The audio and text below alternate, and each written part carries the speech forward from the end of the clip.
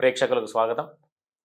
2024 సంవత్సరంలో జూన్ నెలలో ఉన్నటువంటి ద్వాదశ రాశుల యొక్క ఫలితాంశాలలో భాగంగా కుంభరాశి వారికి ఉన్నటువంటి గ్రహస్థితిని దృష్టిలో పెట్టుకొని ఈ నెలలో అంటే జూన్ నెలలో ఉన్నటువంటి రాశి ఫలాలు చెప్పుకుందాం.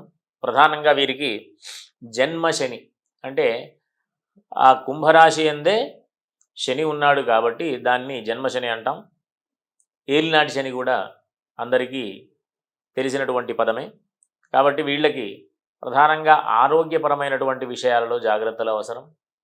సమయానికి నిద్రలేమి అంటే సమయానికి నిద్ర లేకపోవడం, అననుకూలమైనటువంటి స్థితిలో భోజనాదులు చేయడం అంటే సమయానికి ఆహారం సరిగ్గా తీసుకోకపోవడం, ఈ రకమైనటువంటి విషయాల ద్వారా ఆరోగ్య సమస్యలు ఎదుర్కొనేటటువంటి అవకాశం ఉంటుంది.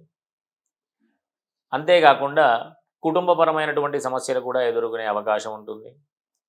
వీరికి ప్రధానంగా విద్యా విషయంలో అంటే విద్యార్థులకు అనుకూలమైనటువంటి స్థితి, గృహాలకి అంటే ఇళ్లపైన భూమి మీద పెట్టుబడి పెట్టే వాళ్ళందరికీ కూడా అనుకూలమైనటువంటి స్థితి.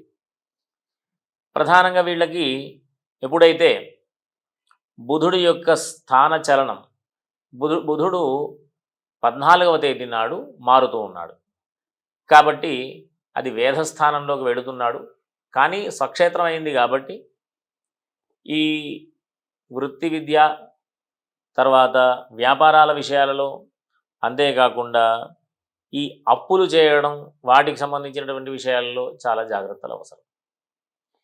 రుణాలకి అవకాశము ఉంది, అనారోగ్యాలకి అవకాశం ఉంది, మానసికమైనటువంటి ఒడిదుడుకులకి అవకాశం ఉంది. కాబట్టి వీళ్ళందరూ కూడా ఈ మాసమంతా కూడా చాలా జాగ్రత్తలు వహించడం అవసరం. వీళ్ళకి అనుకూలమైనటువంటి స్థితి ఏది అంటే శుక్రుడు 5వ ఇంటికి మారడం, అదొక వృత్తి వ్యాపారాల విషయంలో కానివ్వండి అనుకూలమైనటువంటి స్థితి. శుక్రుడి వల్ల ఇటు కుజుడి వల్ల వృత్తి ఉద్యోగ వ్యాపారాలందరికీ కూడా వ్యాపారస్తులందరికీ కూడా మంచి అవకాశాలని కల్పించే పరిస్థితి. అనారోగ్య సమస్యలు ఉన్నప్పటికీ కూడా చేసేటటువంటి పనులలో ముందుకు వెళుతూ అన్ని ఇబ్బందుల నుంచి అధిగమిస్తూ వృత్తి వ్యాపారాలలో అభివృద్ధి పొందేటటువంటి అవకాశం ఉంది. కాబట్టి ఈ కుంభరాశి వారందరూ కూడా ఆరోగ్యపరమైనటువంటి విషయాల్లో జాగ్రత్తలు వహించడం అవసరం. అంతేకాకుండా కుటుంబపరమైనటువంటి విషయాలలో జాగ్రత్తలు అవసరం.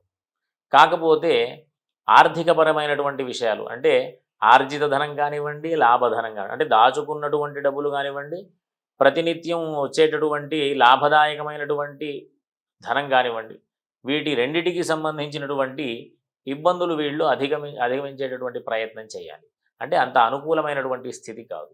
ఆ 2 స్థానాలకు సంబంధించినటువంటి అధిపతి వేధస్థానంలో అంటే ఇబ్బంది కలిగించే స్థానంలో ఉన్నాడు. కాబట్టి ఈ కుంభరాశి వారికి ప్రధానంగా ఈశ్వరారాధన చేయడం అత్యంత అవసరం. ఆంజనేయ స్వామికి సంబంధించినటువంటి ఆరాధనలు, ఈశ్వరుడికి సంబంధించినటువంటి ఆరాధనలు చేయడం వీరికి అత్యంత అవసరంగా మనం ఈ నెలలో చెప్పుకోవచ్చు. ఈశ్వరారాధన అంటే ప్రతి గురువారం ఈశ్వర దర్శనం, ఈశ్వరుడికి సంబంధించినటువంటి అర్చనలు, అభిషేకాలు. శనికి సంబంధించిన విషయాలకు వస్తే శనివారం రోజు ఆంజనేయ స్వామికి సంబంధించినటువంటి దర్శనం, దానికి సంబంధించినటువంటి అర్చనలు, అభిషేకాదులు, నాగవల్లి దళార్చనలు మొదలైనటువంటివన్నీ కూడా మనం ఇబ్బందుల నుంచి అధిగమించేటటువంటి పరిస్థితిని కల్పిస్తాయి.